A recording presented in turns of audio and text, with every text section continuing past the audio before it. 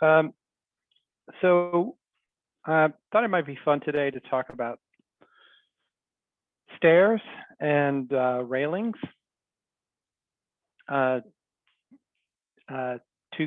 Two things that tend to go together, unless, as I snarkily pointed out, you're Luis Barragan, in which case maybe not so much on the railings.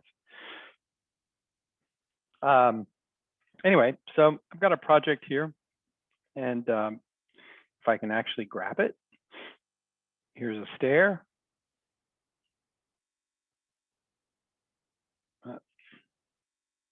There we go. It just does not want me to grab this stair. There we are. All right, so there it is. And if you're playing around with the parametric stair tool, you'll see that it has lots and lots of settings. I'll go ahead and dive right into those. And they can be kind of bewildering, so I'll be sure and talk about some shortcuts. Not bewildering, there's just a lot of settings. And that's no indictment of the tool. It's just in the real world, stairs are, pretty complicated things. Now I've happened to select one that's rather straightforward. It's just a single run and so forth. But nevertheless, there's a lot of different potential settings. So you'll notice that the Stair Dialog box settings is divided up into 6 different panes. So I'll just kind of go through them in order and point out some things. There's a standard configuration. So these are all the potential configurations that you can get sort of out of the box, including a circular or spiral stair. Here I just have a single flight or run, just perfectly straight, but you can have a single landing, double landing. There are some limitations. You can't do absolutely everything, but you can do quite a bit with the stair tool. So you can choose one of those. If you currently have your stair configured in one of them and you want to convert it over to, say, an L with a fixed winder, you have a series of checkboxes here that you can choose to carry over. So for example, you could transfer the railing settings from your current stair to the new configuration, the minimum and maximum settings from the current stair to the new configuration, and so forth. And some of those will carry over and others won't, depending on the current configuration and the configuration that you are transferring to. So I'm not going to change these settings just yet. I might later if we're playing around. By default, when you create a stair, it'll have a fixed value for the floor-to-floor height. And just about the first thing that I do when I create a stair is I change that to by layer elevation.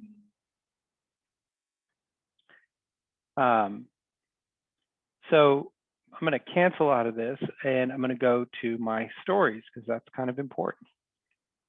So let's go over to the Tools Organization menu for this file and let's look at stories. And you can see that I've set up 2 stories here, story 1 and 2.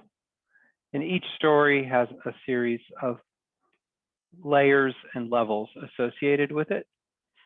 I'm not going to get too far into stories, only to say that you can certainly use the stair tool without stories, but they're far more powerful, particularly in the design phase, when you use them in conjunction with stories. So for example, here I've got story 2 as 9'6" above story 1, and I've set it up that way. Let me cancel out of that and go back to my stair settings. And you'll see that that stair setting is by layer elevation. If I click on this settings dialog box, you can see that the bottom of the stair is bound to the finished floor of the lower level. and the top is bound to the finished floor of the story above. Now, as it so happens, that is an exterior stair, and I'm dropping the deck a dangerously scant ½ an inch below the finished floor of the interior space. And so I've added a bottom offset here of -½ an inch. And so the stair will automatically calculate the risers and treads based on the fact that the top of it is pinned at the finished floor of the story above and the bottom to the lower story. So if I'm gonna go back to my organization menu here, and let's watch what happens. Here's the stair. Have a good look at it. What happens when I change that story elevation to, 10'6" instead of 9'6"? So it'll ask me if I want to move this story only or this story and all the ones above it. Well, there aren't any above it, but let's say that there were. I want everything to move up a foot. So I'll hit OK and hit OK. And you can see I get the little spinning color wheel because Vectorworks is recalculating that stair for me. So Francois, it's more than just the layer elevation then, right? I mean, when correct. You do it this way, okay. You can bind the dialog box. Yeah, the dialog box says layer elevation. All right, so now it's telling me that I have an uncalculable stair, which is not a problem. We can go back and fix that. You can see it says variable riser height, blah, blah. It's turned it into some text. So let's go back to this stair and fix it. All right, so there we go. What happened was when I set up this stair, all right, let's go to the geometry tab. I locked in the number of risers at 15. Foolish me. So I'm going to unlock this. Okay. And then I'll hit OK. And now it recalculates the stair for the new 10'6" height. And did it pretty quickly. So you can see that it's added a couple of risers. Right, it was 15. It added a couple of risers, and it changed the riser height from 7.6 something to 7.4. So it did all of that nice arithmetic for me. Now, it will tend to leave the bottom of the stair where it started, and it will move it. So now suddenly I no longer have a landing. That's not the stair tool's fault. That's just how it goes. So it could pin the top of the stair and then move the bottom of the stair, and then there would be complaints about that. It's got to choose one direction to go or the other. So let's just go back to organization and fix this layer. Change it back to 9'6". Cancel 9'6". Okay.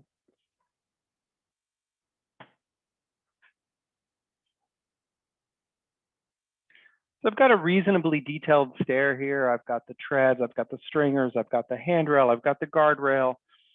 You don't have to get that detailed with your stair tool initially. All of those could be open questions for you early on in design. You just want a stair, and a stair that works, right? As opposed to just a bunch of parallel lines that you kind of scratch in at 1/8 inch scale, and then they don't really work when it's time to actually do the project. So here it's recalculated, and it's given me a lower riser height. You see that my stair is still too long in plan.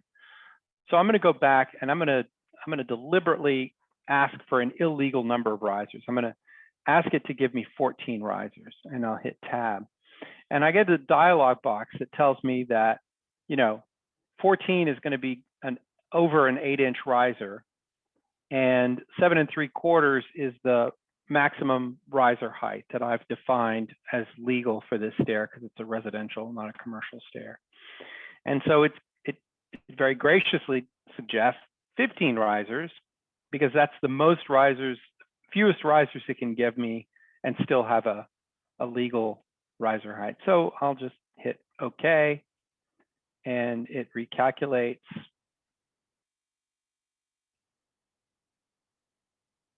And you can see that the stair pretty much moves back to exactly what it was before. So after this entire exercise, really the only thing that's different now is that the stair is doesn't have a fixed number of 15 risers.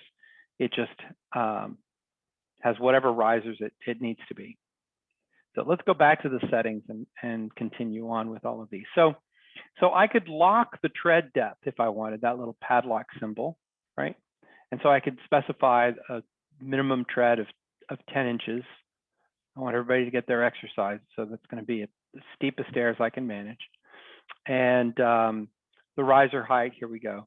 Now, you may be wondering, well, how does Vectorworks know that it's a residential stair? Well, if we go down here to the bottom of the dialog box, there's a use minimum and maximum values, and I can click on this edit dialog box. And here are some of the minimum and maximum settings that I can define. And you'll notice that I have 4 pre-made sets of settings, residential and commercial for the US and the UK. And so I could just choose residential US and it'll auto-populate all of these. And I could create my own standards and save it.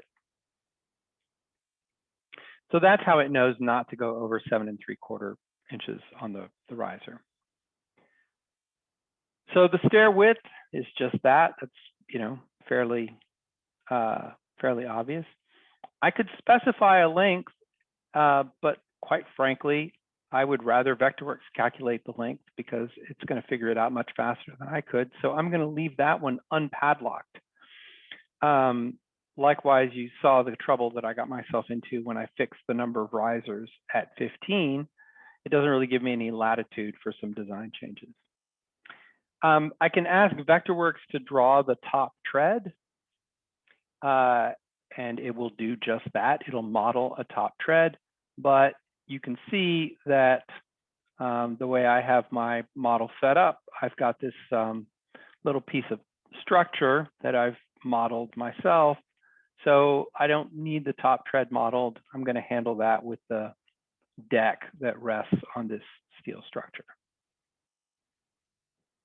But in some cases, I may want it modeled. I can specify a minimum inside tread depth for those rare instances where I have skewed treads, oblique either at the top or the bottom. So I've got a fair amount of modeling latitude here on the geometry. Let me go back to general and make sure I'm not missing anything. Well, yeah. So I can specify a class for my overall stair, and I can choose 2D and 3D components or just 2D. So if you're not really wanting to do any 3D stuff with your stair, maybe you're at a very, very early concept level, you just know that you want a stair that works for a certain floor-to-floor height, you can just do it as a 2D stair only and not have any kind of modeling. And here for my preview, I'm kind of a sucker for isometric, so let's give it as an isometric, and I could choose, hidden line, OpenGL, whatever for my preview. OpenGL is fine with me. It's fast, and I see what's going on. So that's what's going on over here over on general. When I have a stair that I really love, I've worked it all out, I can save it as a symbol and then reinsert it into a project and use it again. We've already talked about the geometry pane, so I'm going to move over. Notice that for general and geometry, these buttons still stay the same at the bottom. Let's go over to 2D graphics. So one of the common mistakes that I see or confusion is when people put the stair on the wrong layer. So a stair exists on 2 different layers, right? It starts on one layer and it ends up on the other. Now, you know that Vectorworks doesn't allow objects to live on 2 layers simultaneously. Objects can only be on 1 layer or the other. So the stair isn't really on 2 different layers. There are 2 actual distinct objects, but they're intimately linked, kind of under the hood, so to speak. So for all intents and purposes, it's 1 object.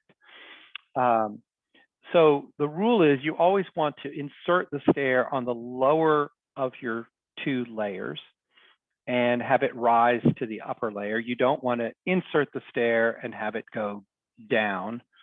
That's just not the convention. So always insert your stair on the lower of your 2 layers.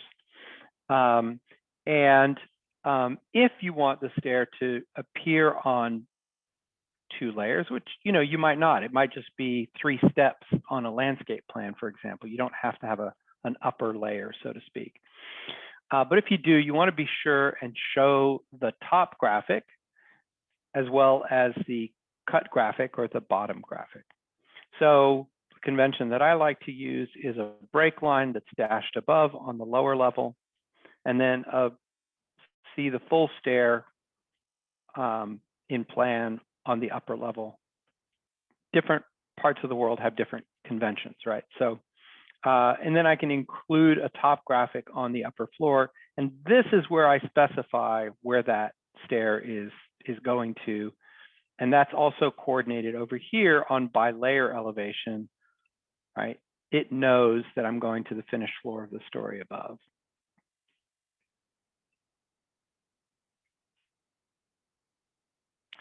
So I can specify where that break elevation goes. Let's go ahead and go to a top plan view here.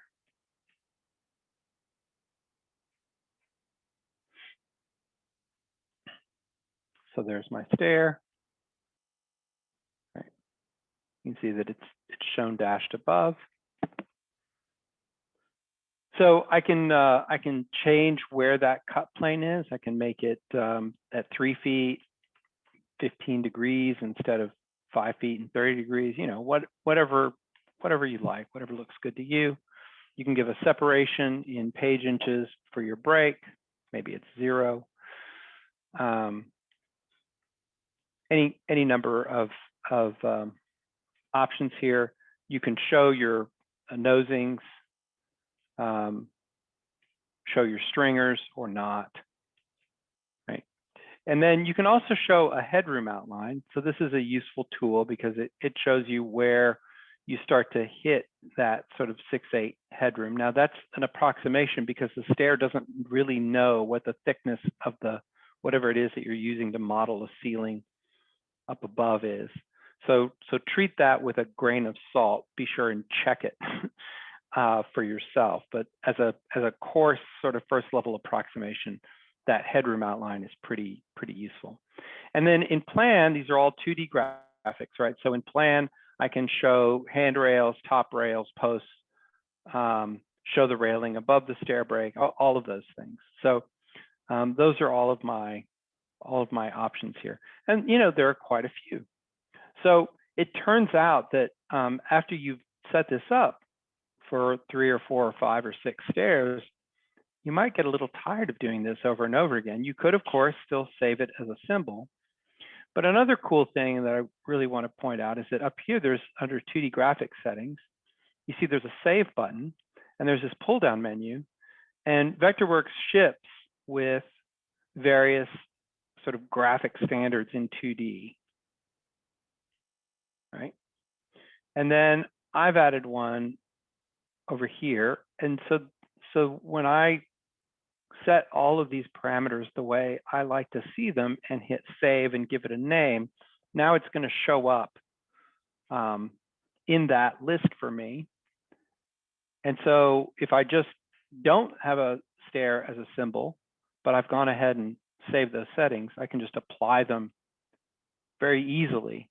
And that just saves me a whole lot of clicking. Over here on construction, right? Again, lots of different parameters.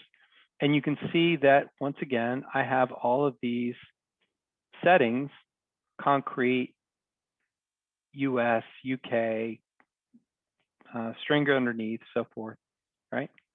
And I've added a couple of my own, a stringer outside steel open tread, right? That's kind of the stair that we're looking at. So when I pulled that down, it just applies all of the settings that I have already saved for this pane in the stair settings. So the 2D graphics has one set of settings that you can save. The construction has a set of settings that you can save. The railing has a set of settings that you can save.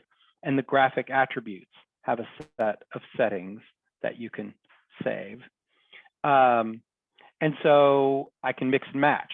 So there isn't one sort of global pre-made stair that applies to all of these different categories: 2D graphics, construction, railings, and graphic attributes. I can have different presets for all of these 4 panes, unless, of course, again, I save my stair as a symbol. I wonder if there are any questions so far. Let me cancel out of this. I'm not seeing any chats. Anyone have a question you want to jump in with, or I'll keep going? I have a quick question, Francois. Yeah. In the general settings, where you showed us all the preset stairs, I've struggled with making a custom stair that doesn't fit into one of those. Is there a simple way to make a custom stair like in the old classic tool? Well, it depends. So there are some definite limitations. So one that comes to mind is I think you have to have at least 2 risers to make a stair.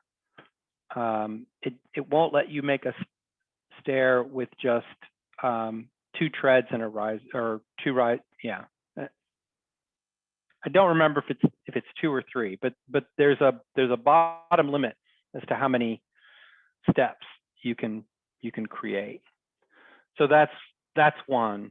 So sometimes if you have a stair that's particularly complex, so maybe there's a landscape stair that turns into a proper stair. So you've got a couple of steps that are stone, and then it transitions to steel or wood, something like that. You might have to just build it out of a couple of different stairs that are each independent, that you would have to sort of place manually. Does that answer your question? Yes, to an extent. It just in the classic tool, it seemed like there was a lot more flexibility in being able to add landings and runs and so on, however and wherever you wanted. And I've struggled trying to get that same results with this one, but haven't found a good way to do it. And like you say, that double riser is one of them. If you want to have like a big single step landing at the bottom, yeah, there's a way to do that. Yeah. That's the one that trips me up the most. When on a winding stair, have you played with like clicking on the winders and changing the number of winders? No, in fact, I just avoid the winding stairs like the plague, but maybe that's a good idea. Yeah, let me, I'll see if I can dig one up before we're through today and show that, or I can try to demonstrate it on this stair or just drop one in. Thank you. Yeah, I'll get back to that. And let's see.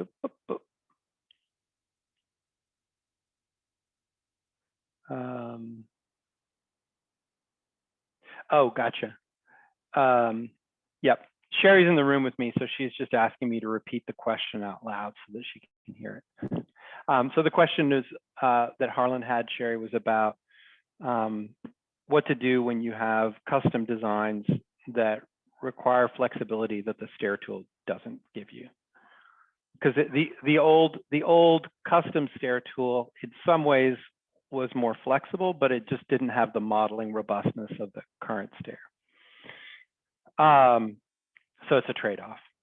Okay, back to the settings. So 2D graphics, yep.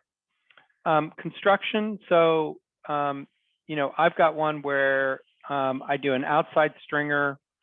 It's a 2x12, and it's got a closed riser. I've got another one with a stringer outside that's steel and it's an open tread, right? These are just some that I saved just by going through all of these settings, right? Obviously a 10-inch by half-inch stringer doesn't make sense for wood. That's obviously a steel plate, right? So, and I'm specifying a 4x for the tread thickness, and the riser thickness, I'm creating an open stair with a riser thickness of 0. So there's just no riser. And again, I can save those. For railings, it can be a little tricky. You can sort of lose your railing if you're not careful. In this case, I just have a railing on one side, as you can see in the little preview here. And so over on the right side, I have a right railing, and you'll see that under guardrail, I have none. And if I click on handrail, that has show handrail. So there, it's going to give me a handrail on the right. And I can specify the position. So it's offset from the edge of the tread by 2 inches. I can specify a height. I can make it rectangular, or I can make it round, or just a line. And I can extend the bottom and the top to either slope with the stair, or end at the stair, or be horizontal, depending on how I want to set it up. So if I want to add a handrail to the right side, then I would just click on, with the handrail selected here, I would just click on both sides. And now it's giving me a handrail on both sides.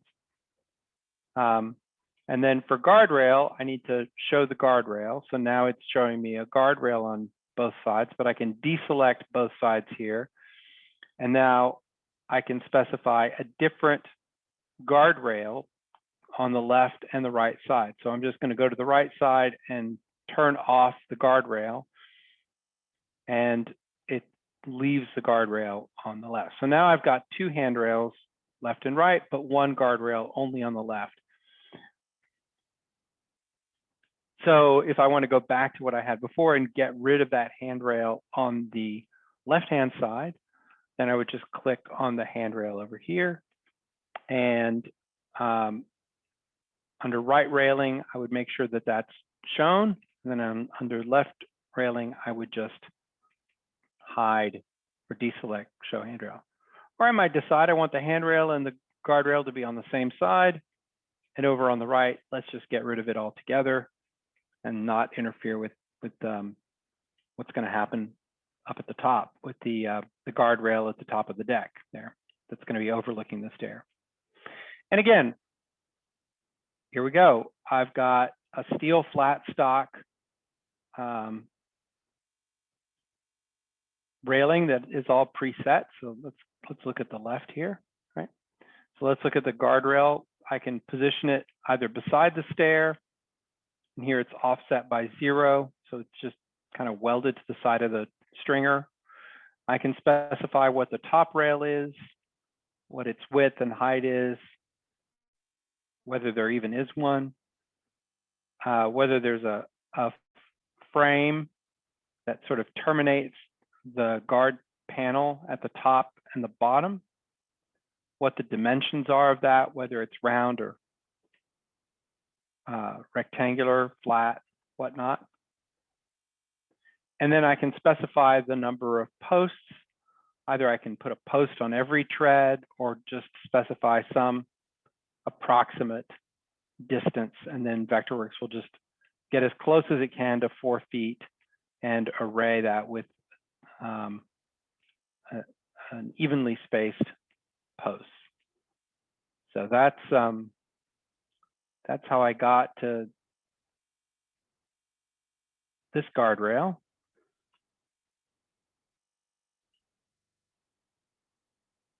Right. I just have a post that's, sorry about that. Just have a post that's right next to the stair. Right. And I've got these flat steel stock horizontals. And then I've got a top rail that's a little bit wider than the post. And the post internal is a little bit wider than the intermediates. And hey, look, you can see that I've got sort of a similar situation over here with this railing fence object, which we'll get to later. And here we go. This is what happens when I fascia mount my post. I've got a collision with my handrail is running right into that railing. And those are two separate objects, right? The railing at the top is a railing fence object, which I'll talk about in a few minutes. And the handrail is from the stair itself. So let's go back to the stair, and we can just cut right to the railings here and kind of have a shortcut. And for the handrail, if I turn off the right railing, then I have no handrail. So the first thing I do is I put it on both sides.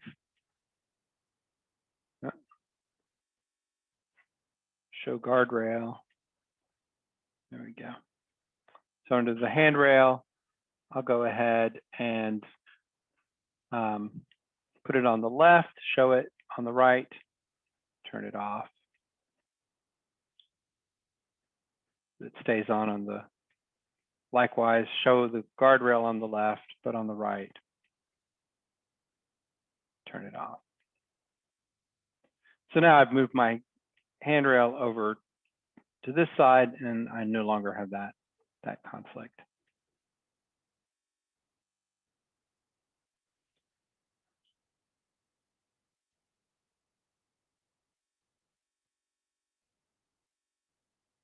And then finally, for my graphic attributes, I've got a variety of graphics that I can apply to the 2D geometry as well as the 3D geometry. So I can just click on 2D treads, or I can just double click on it. And then these settings are applied to everything having to do with the 2D treads, or I can disclose the 2D solids and the 2D dashed. And then I can double click and give each one of those its own class and graphic attributes. So if I disclose all these widgets, you can see that there are a lot of components here, and so on and so forth, right? So that's a whole lot of clicking and setting and setting and clicking. And so thankfully, once I go through the trouble of setting it up just the way that I want it, I can save those graphic standards so that because this is an open tread, right? If I go to my risers, the risers are in a class that is always invisible. And so whether there's a riser being modeled there or not, doesn't matter to me, I'll never see it. And that's how I get that open tread. I can specify a different class for the steel, for the structure of the stair than for the treads, for the handrail versus the guardrail. I could even have, black painted steel posts and stainless steel tension cables for the guardrail and so forth.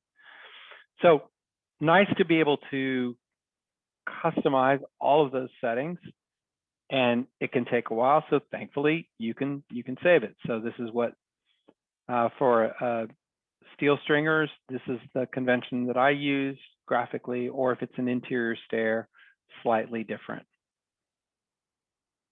But you can have as many different sort of presets as you like. So really the presets for your attribute settings, for your stair settings, are kind of the secret weapon here, because stairs are I don't know how to sugarcoat it. They're a hassle to set up. They do a lot and they take a while. And so once you've got one that's the way that you like it, it's important that you save yourself some time and use those presets. So I'm going to go back to the winding stair, and unless there are some questions, I'm not seeing anything on chat. So let me go ahead and pop in. Well, you know what? We'll just go ahead and mess with this one. it will doubtless break it, but that's useful. So here it is. Let's go to the general, and I'm going to change the configuration of the current stair to let's go with a U stair double fixed winder, and going to go ahead and try to transfer all of the settings that it possibly can. Well, that's you know, physically improbable, but you know, kind of looks like it works. So you can see that it immediately changed it by value. It forgot that it was story bound. So we're going to go back by layer elevation. Go ahead and set the finished floor and the finished floor of the story above. It remembers that 9 feet. And so it's going to add 9 feet to the run at the top. So we definitely don't want that. So let's go ahead and change it to 0. And it tells me that it can't calculate that. So I'll just cancel that. Here's the problem. It locked the riser height at 6 3/4. So let's unlock that and we'll try that again.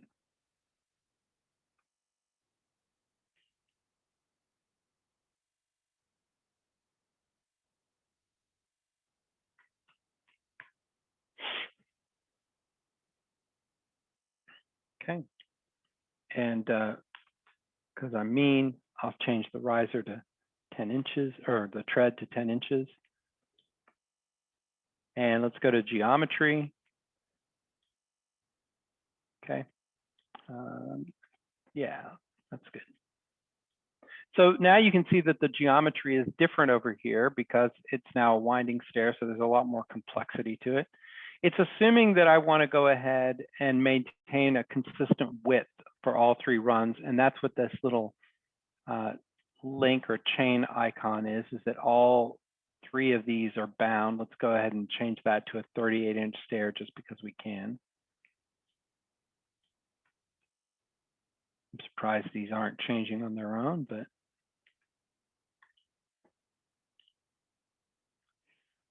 and so I'm going to change the riser height here to 8 inches. Oh, it's not letting me recalculate that. So let's go to 7.75.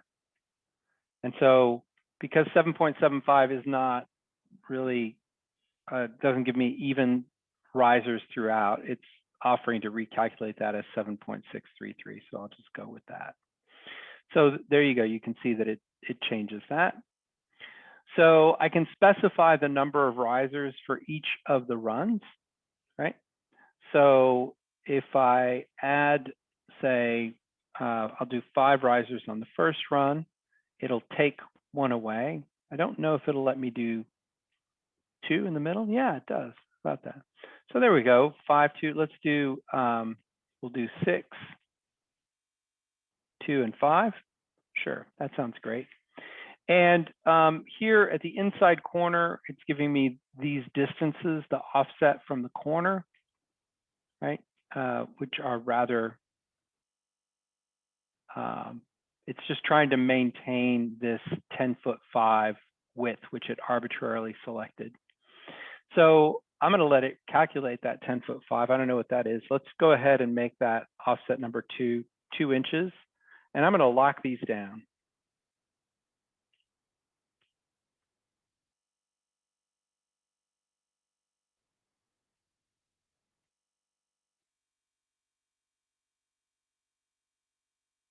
Okay.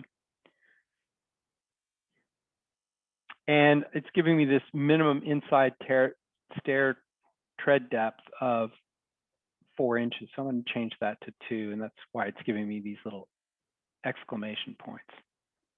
Right. So you can see that if I hover over one of these, it's asking me like the number of treads. So I can try 3. And now it's giving me 3. Boom, boom, boom. Now, those are, it's flagging me because those are not meeting this minimum inside tread depth of 2 inches.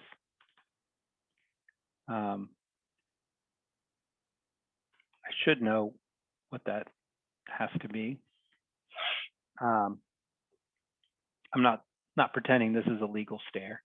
So there we go. So it's going ahead and it's winding all of these. Now notice that because we've added 2 risers, right? It's automatically recalculated the riser height to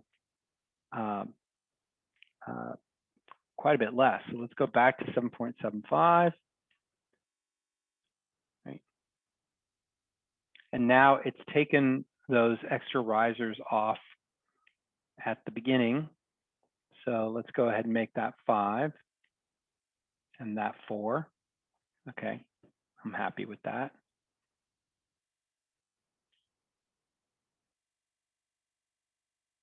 That's a crazy stair.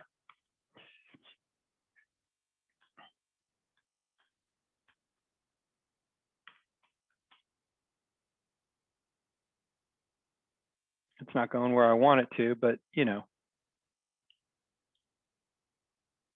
And you know, that inner stringer looks a little deformed to me. So at some point I might need to explode that stair. Do you see how it's getting kind of a little bendy with the guardrail? I mean, I'm asking it to do something kind of crazy. I don't blame it for being you know, I clearly need to choose a different, if I insist that this is a stair for me, I need to choose a different kind of railing system to make that work. So, you know, there's still a certain amount of customization, even with this stair tool versus the old one. Does that start to address some of your questions, Harlan? Yes, Francois, to an extent, except I mean, you know, it's still within those very rigid parameters. Like, I mean, I just the example I gave of having a platform at the bottom, I've had to solve that by just making a floor, but then that's not really included in the stair calculations. And if you change the riser, then you've got to change your floor, and it's a lot of back and forth, especially if you do like what you did with a separate platform at the top, then the whole thing gets very complicated. And so I don't see that this solution. If you could put like the winder at the base and not actually have any winding steps, then I could see that working. But I mean, I understand the geometry aspect of the modeling aspect, and it is better in many respects, and the graphic programming, but the flexibility of doing exactly what you want it to do is really a struggle. Yeah, and so, you know, and this is true of a lot of tools that sort of increase the level of automation and the increase in sophistication, that there's always going to be a trade-off. Well, I don't know, maybe there isn't always going to be a trade-off, but there frequently is a trade-off between how much of this gets automated and how much of it is customizable. With respect to the extra landing at the bottom, that's a really common sort of architecture trope, right? So, you know, what you could do there so that you avoid sort of the back and forth calculation is just go ahead and build the stair as a single straight run. And then when Vectorworks tells you what the riser height is, create a floor that's equal to that riser height. And you're basically the bottom tread of your stair, the bottommost tread of your stair is just buried in that riser, or you can just offset the stair height by one riser height once you know what it is, right? So anyway, there are workarounds, right? But I don't know if he's here, but like, you know, I've seen Al Godfrey, for example, frequently at these meetings, has done some really very detailed stair models. And at a certain point, you know, if you want something that is a model that you could essentially turn around and turn into shop drawings just about, you explode it and you start modeling all of this stuff by hand and create it as auto hybrids and so forth. And that's time consuming, obviously. But that's, yeah. Can I don't have a, I'm sorry. yeah, I don't, Go ahead. No, I say that, I'm sorry to interrupt. I thought you were done. That does make sense, and I agree. But I guess my follow-up question to that is, like, for example, I've never used the stories. I use layers, but it sounds like maybe it's time to switch into stories, just for using the stair. And where the stair says by layer, if that means by story, are you? I mean, is there are you kind of forced to use stories? No, Or absolutely. Nope. You can keep on using storyless layers as you're doing. You don't have to. You know, and there. So I'm merely pointing out that when it says by layer, what it really means is by layer or level. And so if you had a situation, for example, where you had a story, but you had a finished floor for your interior, and then you had an exterior floor elevation for, say, decks that was two inches lower, and you had a bunch of stairs, rather than manually setting each of those stairs to be 2 inches lower than your layer height, you could simply assign that stair to be pinned to your deck elevation rather than your finished floor elevation, and it would know that it needed to be 2 inches taller than the interior stair, right?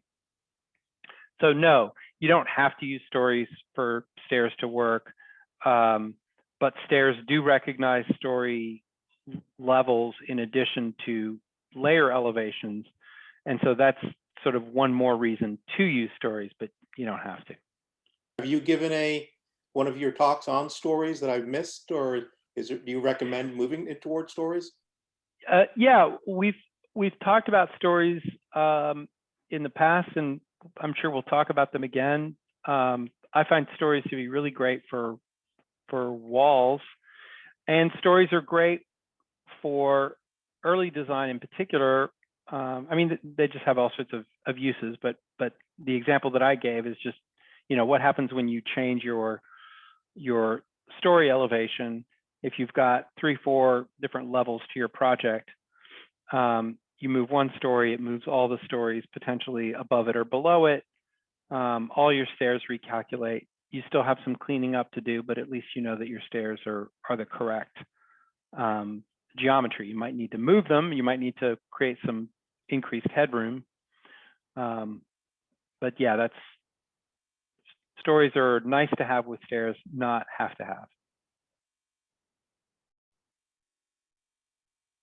Thank you. Yeah, you're welcome. All right, so I'm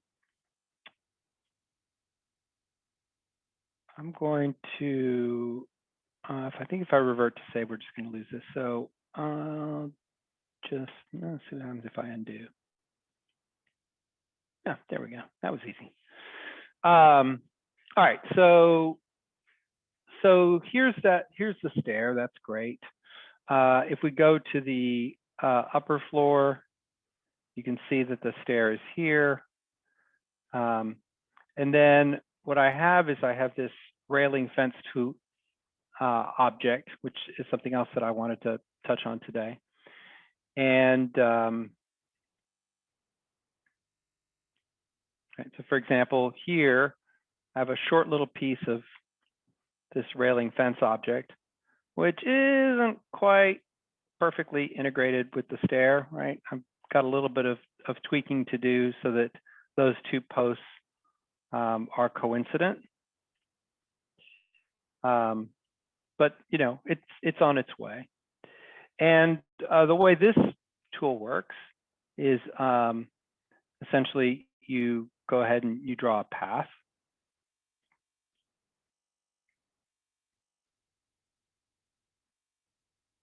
I'm just going to take this one and move it over 30 feet. There it is. So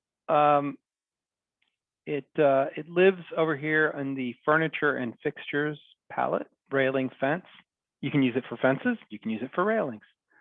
There's two modes. You can draw it as a polygon mode, and you can draw it in a 3D line mode. The 3D line mode only works on a straight line. So you can't use the 3D line mode to have multiple segments all linked together in one sort of series of three-dimensional lines. So for example, you would use this mode as an alternative to having the handrail on the, or the guardrail, excuse me, on the stair itself. For now, I'm going to start over here in this mode, and I'll just snap from here to here, and I'm just tracing over this floor slab.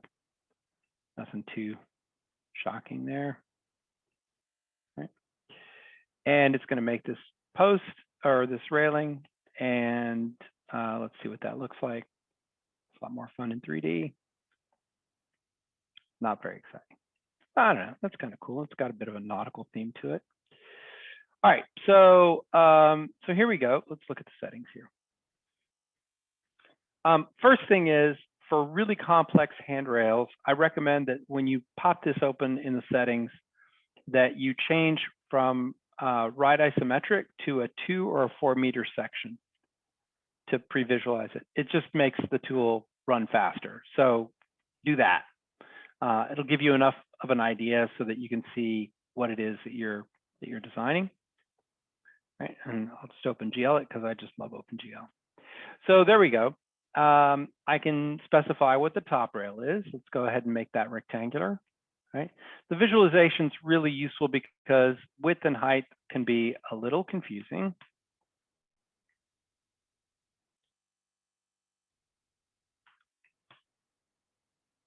There we go. I got those backwards, right? So I'm the one who's confused. The tool's just fine. So there it is. I've got this flat piece of stock, 2.5 inches wide, 1/2 inch thick. And I can make the custom height, or I can make it a calculated height. Let's go with a custom, make it 3 feet. Oh, let's go 3'6". Why not? Okay. And then I can specify posts. I can display my posts in 2D view or not. I can make the post a calculated height, in which case it's just going to be the height of the top rail minus the thickness of the top rail. That's what that means. I'll go ahead and make that rectangular, and I'll give it a width of 1/2 inch and a height or a depth of 2 inches. I can start one at the end and starting point. I can place them at corners or not. I can put 2 posts at a corner, and I could offset them by some distance, say, I don't know, 18 inches. And I can specify a fixed distance or an approximate distance for my posts. So this way it'll give me a post every, oh, that's a meter, in case you were wondering. And then my fascia mounted post is what allows me to have this little standoff. I can make it left or right. And here I might need to do a little bit of kind of back and forth to see how this works for me. Sort of check it against whatever it is that I'm modeling. So I'm just going to choose 6 and 6 just as a starting point.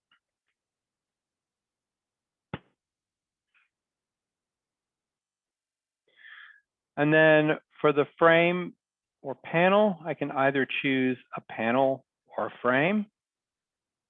Let's go for a frame. I can extend it to the path, or I can have it stop at the last post. I can specify the distance to the top, the distance to the floor, give it a shape. You get the idea. So let's give that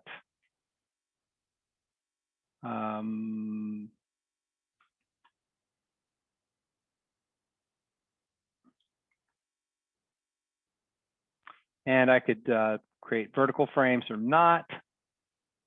And I got this backwards.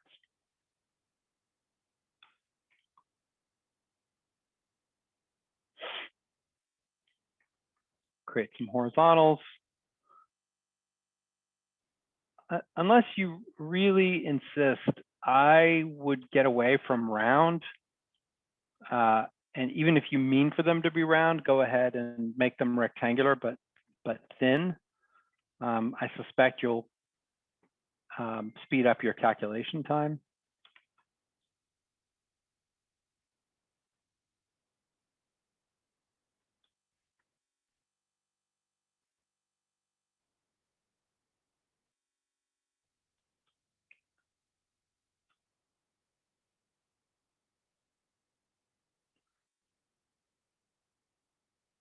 Let's have a look and see what that looks like. Oh, stupendous. Look at that. It's all facing the wrong way. Not a problem. Go back to my post, have it flip right. Hit OK.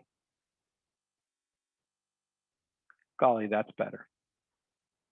So you can see I've got a little bit of reshaping to do in order to hit the face of that beam. Could do that pretty easily just in plan.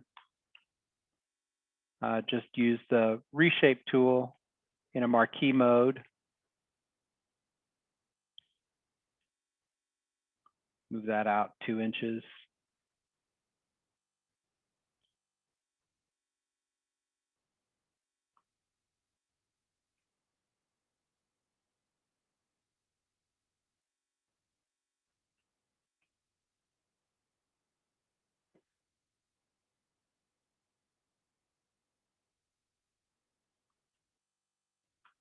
You get the idea.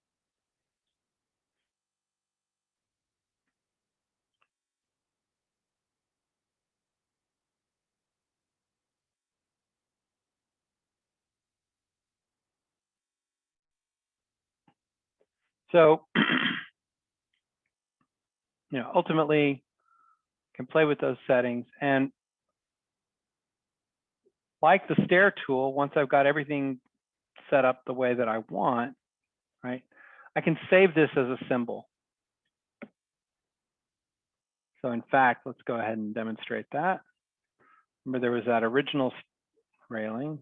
It's outside my clip cube. Let's go ahead and turn off my clip cube. There it is. Let's go to settings on this one and go under general and save that as a symbol. And I'll call it steel flat stock fascia mount, whatever. Okay.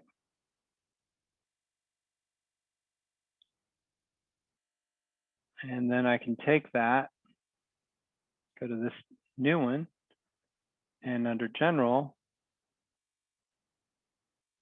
under symbol selections, just choose this one that I just created, select that, and transfer all these settings. Boom.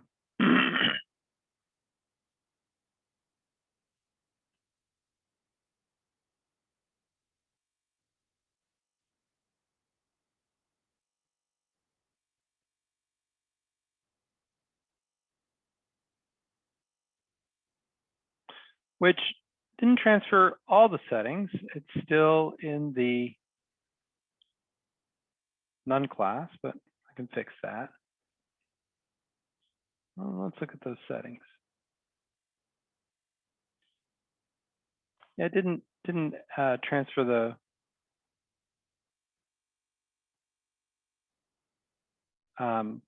graphic attributes here. So I'll just go ahead and make all of these by class.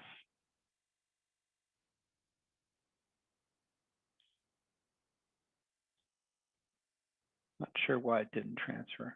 Anyway, go through and set all of those by class. Here's what the finished product looks like. All of those are by class.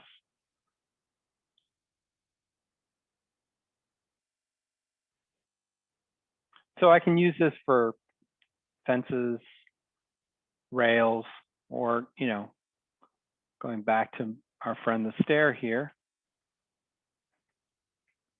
Let's go to those railing settings. And for the guardrail on the left, let's hide that guardrail. I can use my railing tool, and here in this 3D mode,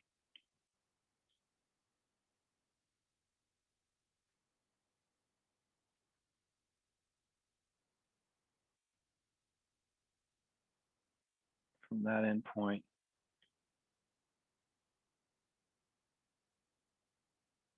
look, come back to that endpoint.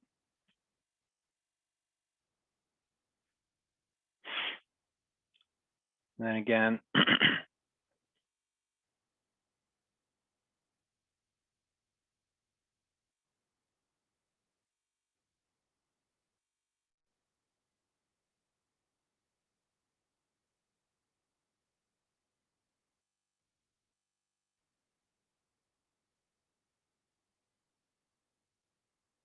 interesting. Wonder why I didn't apply those.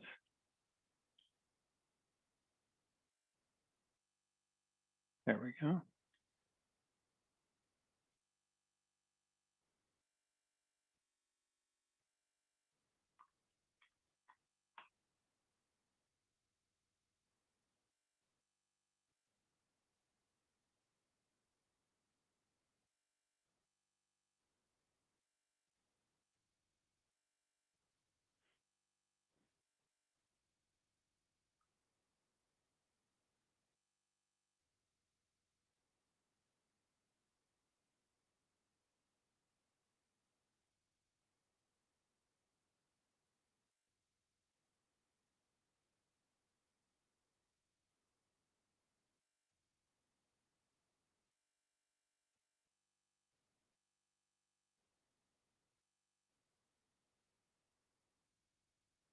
And so I can reshape where that railing is snapping to if I didn't get it quite right. Snap it to here.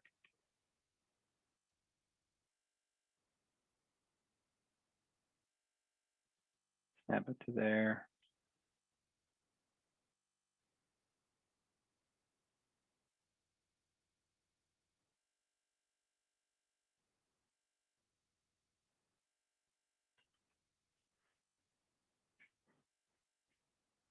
So I can mix and match, use that. I can offset it. Right.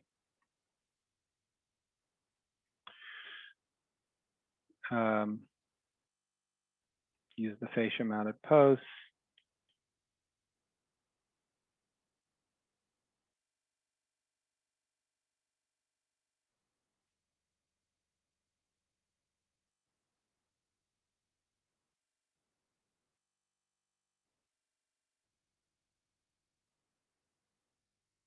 Make sure I get the orientation correct. Left, not right.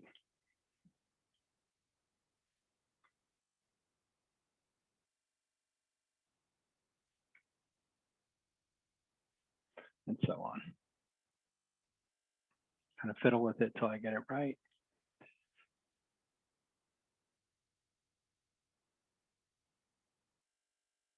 This one's still at 3.6, yeah.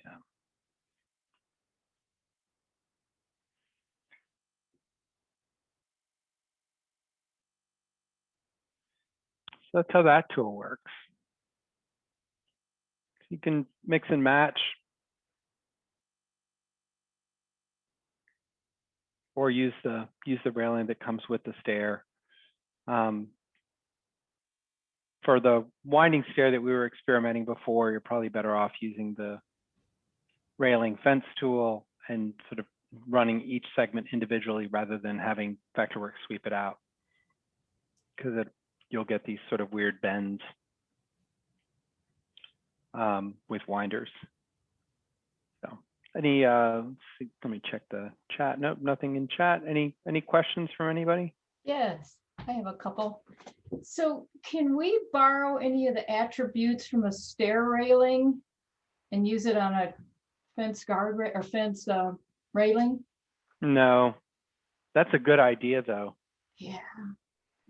No, And so- no, they're two totally different animals. Okay, so I assume that means the eyedropper tool wouldn't work either. Yeah, just like you can't eyedropper window characteristics to a door. Okay, right. Sherry Gale's That makes sense. asking if you could use like the eyedropper tool to pick up the railing attributes and put it down on a fence, on a stair, for example. So another eyedropper question. I've had mixed results trying to eyedropper from stair to stair. Should we be able to do that? It seems like sometimes it works and sometimes it doesn't. Yeah, you should be able to. You want to make sure that your eyedropper, that you have your plugin parameters selected. I mean, let's try it.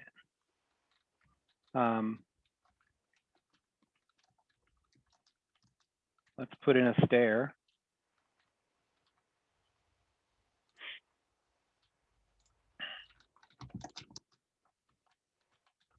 There's a stair.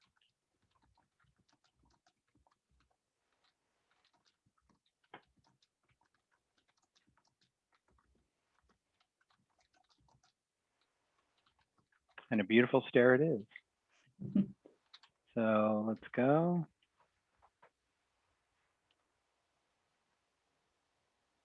Nope. Sure didn't like that.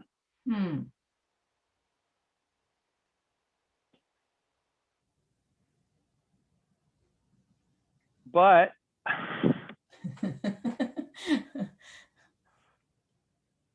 I can get there pretty quickly.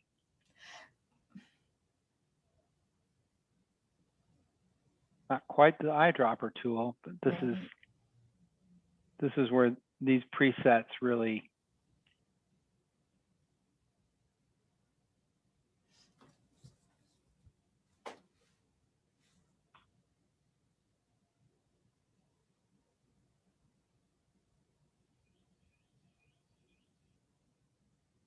And maybe I'm thinking of eyedroppering railing to railing rather than stair to stair. That could be. Yeah, that should work a little better. Okay, okay. Let's go to top of finished floor, story above, finished floor, 0 offset, -0.5. Okay. Tread depth.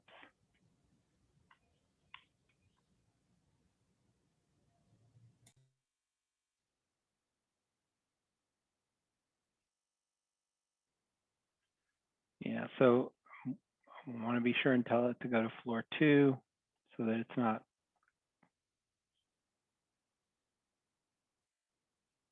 Yeah. So eyedropper, not so much. Presets, yes.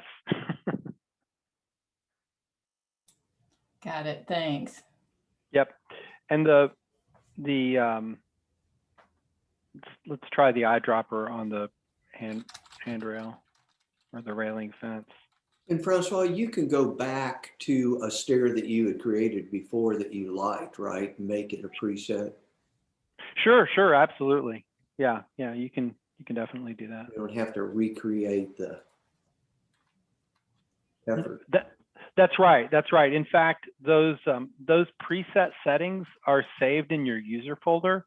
So an easy way to share them with another user is to just give them a stair and have them save the settings off of that stair, if that makes sense.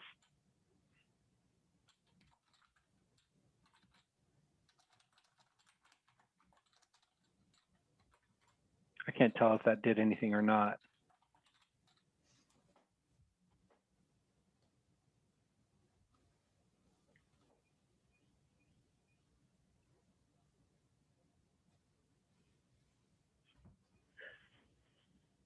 Because they were too similar to begin with. Mhm.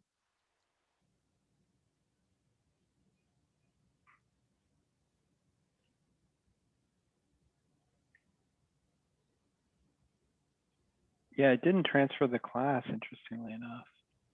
Oh, no, it did. Hmm.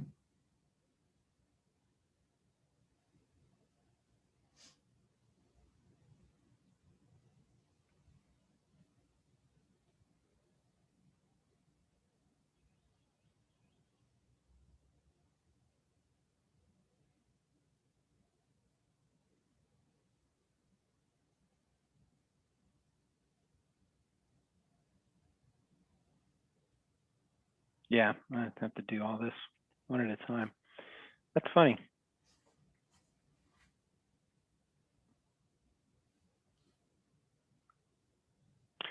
All right, any other questions? If nobody else does, I've got one more. Sure, go for it. So on the stairs in 2D, the walk line, that Yeah. seems to be kind of not very flexible. Yeah. Okay. You mean the, Well, I guess that's what they call it, to show the up and down arrows. yep. I don't like the way it does it. And I agree.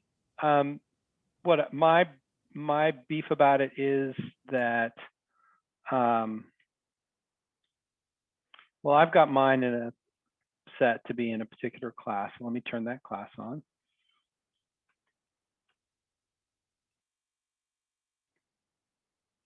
And let's go to just gray snap others. So here's that stair that we just created.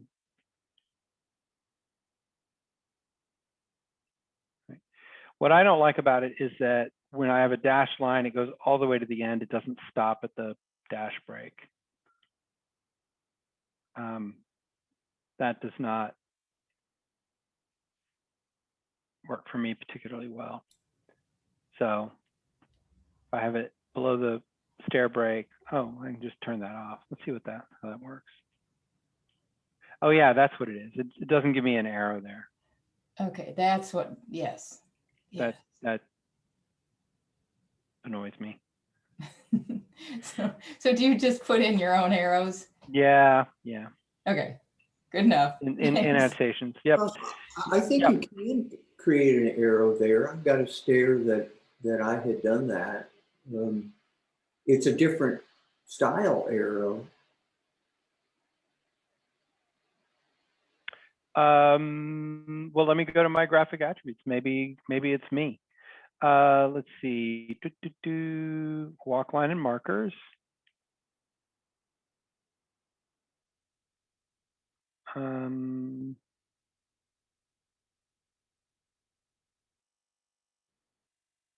Start and nope.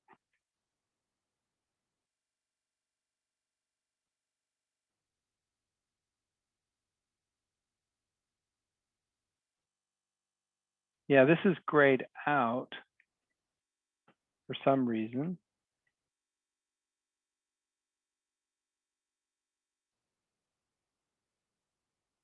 That's, yeah, I'd like to see yours because I don't see it.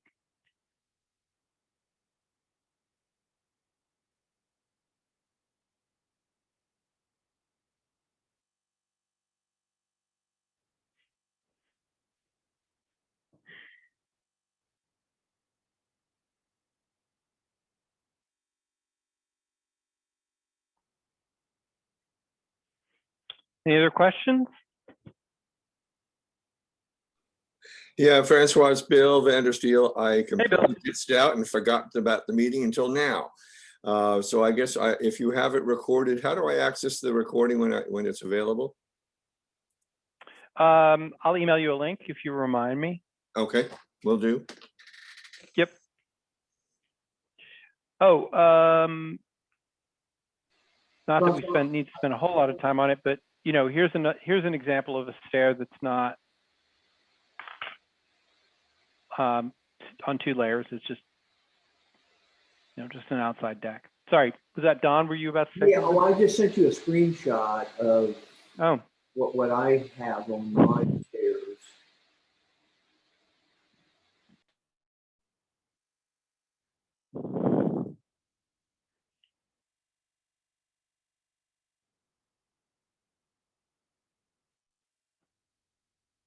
yeah.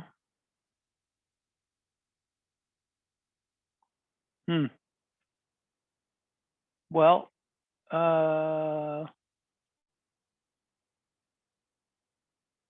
think I'd have to see the stair itself. So I don't know. I can see there's an arrow there. Yep. But I don't know how you did that.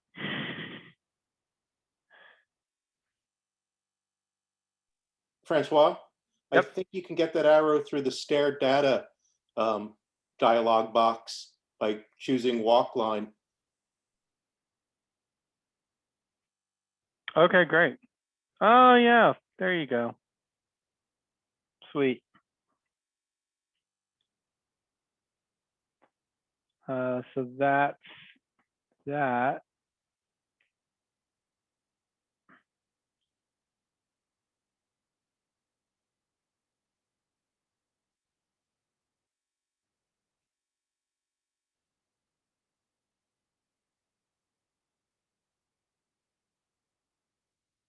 Hmm.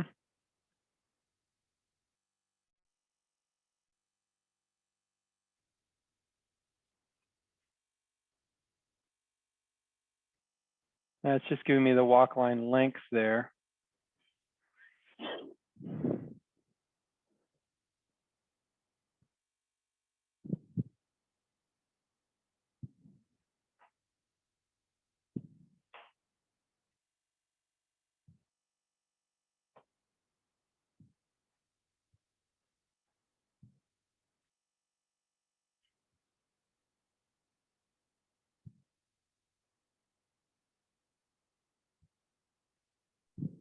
My dialog There we go. box is different.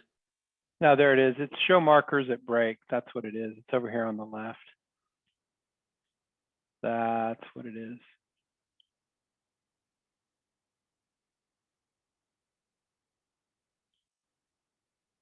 Instead of the tread line.